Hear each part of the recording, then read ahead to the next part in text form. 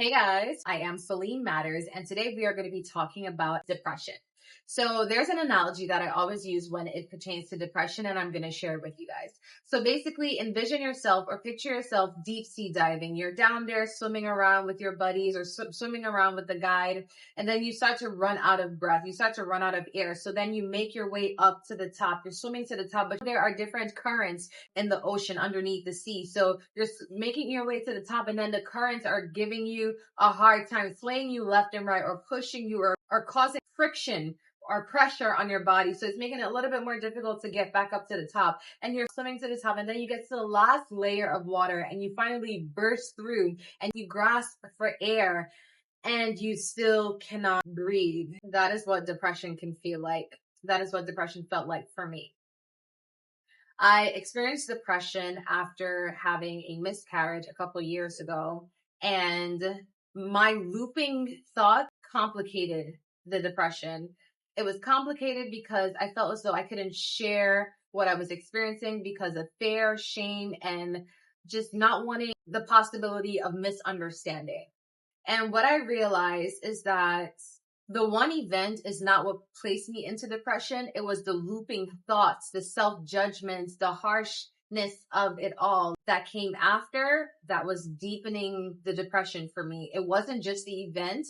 It was the thoughts of the events, the thoughts surrounding the events, wanting to talk about it and feel like I couldn't. And it just felt like stifling. The depression that I'm referring to has a lot to do with thought process. It doesn't have anything to do with medicine that you take or anything other than that. It has a lot to do with just thought process and trauma. The reason why I hesitated to say trauma is because I know there are people who have PTSD from war and stuff like that. When you find you're spiraling and your thoughts are looping from one event, that's where introspection comes into play. This is when you really need to stop, observe, and ask yourself, is this actually helping me? Is this benefiting me? Or is this trapping me in a isolated cocoon that feels lonely and not helpful? And what is the looping doing? Is it helping me navigate this properly? Is it helping me navigate the circumstances? Is it freeing me? Is it relieving me from the pain, the stress, the worry, the agony, the hurt? Once you do all of that, then you need to clear those thoughts out, then replace it with more beneficial thoughts that are helpful, that make sense, that's logical. And this is not a one-day thing. You have to do it repeatedly. You have to do it on a continuous basis because you are now forming new neural pathways, new thought processes. So you have to continuously do it once you've cleared out everything else. It's a journey.